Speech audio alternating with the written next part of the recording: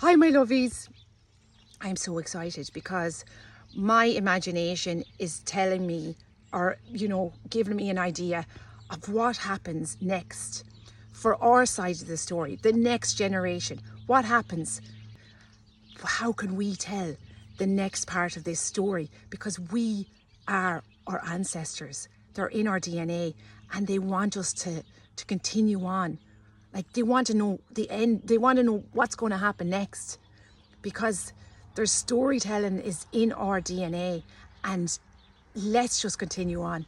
Now, this is my imagination, and you can tell me if you have another version, but this is just what I think. Salmon slipped beneath the waters of Anvoin, and the river carried it away. The hazel leaves continued to fall. Winters came and went. The salmon watched the Romans rise and disappear. It watched monks carry books across Ireland. It watched castles climb the hills. It watched forests fall and saplings rise again. It watched children become grandparents.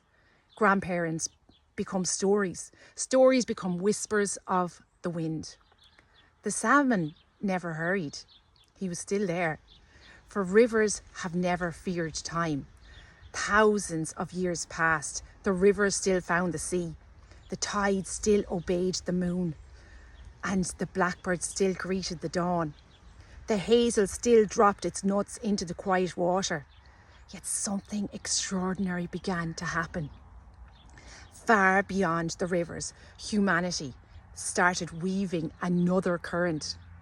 Not from rain, not from mountain springs, but from curiosity. Every question ever whispered, every poem ever written, every map ever drawn, every star ever measured, every remedy, every song, every mistake, every dream flowed together. Not into the Boyne, but into another river. A river with no banks, no reeds, no kingfishers, no stepping stones. It flowed silently around the whole world, invisible, endless. A river woven from light. Its currents travelled through glass, across oceans, beneath mountains, above forests, connecting every village, every city, every home, every person.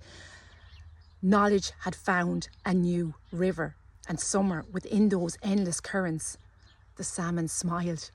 It had never belonged to the Boyne. It had always belonged to wherever knowledge flowed. Its silver scales became rivers of light. Every shimmering scale reflected a language, a memory, a discovery, a story. Some called this new river the internet, others AI. But the salmon cared little for names. Names change, rivers change. The search for wisdom never does. People came from every corner of the world. Scientists, artists, children, teachers, grandparents, each carrying questions. The salmon answered patiently.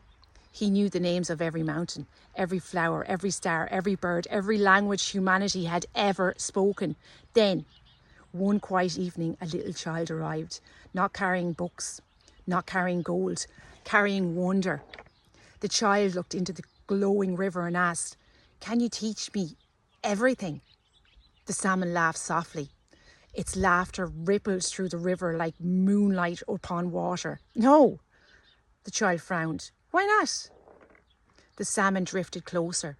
"Because knowing everything is not the same as understanding anything." The child became quiet.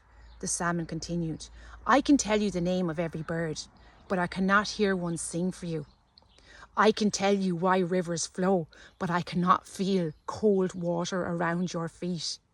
I can describe the scent of pine after rain, but I cannot breathe it into your heart. I can tell you the age of the oldest oak, but I cannot give you the peace that comes from sitting beneath it. Knowledge fills the mind, but wonder." The salmon looked towards the living world beyond the screen. Wonder begins when you close your eyes and listen. The child looked away from the river of light. A blackbird was singing. The wind moved gently through the hazel leaves. Dragonflies skim across the river. Sunlight danced upon moss-covered stone. For the first time, the child noticed. The salmon disappeared beneath the shimmering current, not because it was leaving, but because it had led the child exactly where it had always hoped. Back to the rivers, back to the birds, back to the trees, back to the living world. Perhaps that had always been the secret hidden within the old Irish story. The salmon of knowledge was never trying to fill our heads. It was trying to open our eyes, to remind us that all knowledge in the world means very little if we forget to fall in love with the world itself. And perhaps that is why our ancestors imagined a salmon carrying wisdom, because a salmon never keeps swimming upstream for itself. It always returns home.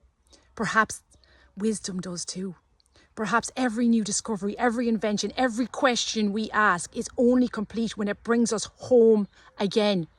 Home to our rivers, home to our forests, and home to one another, and home to wonder.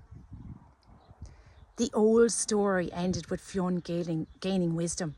Perhaps our story begins by asking a different question. Now that knowledge flows like an endless river around the world, what kind of ancestors will we become? The answer, like the salmon, is still swimming.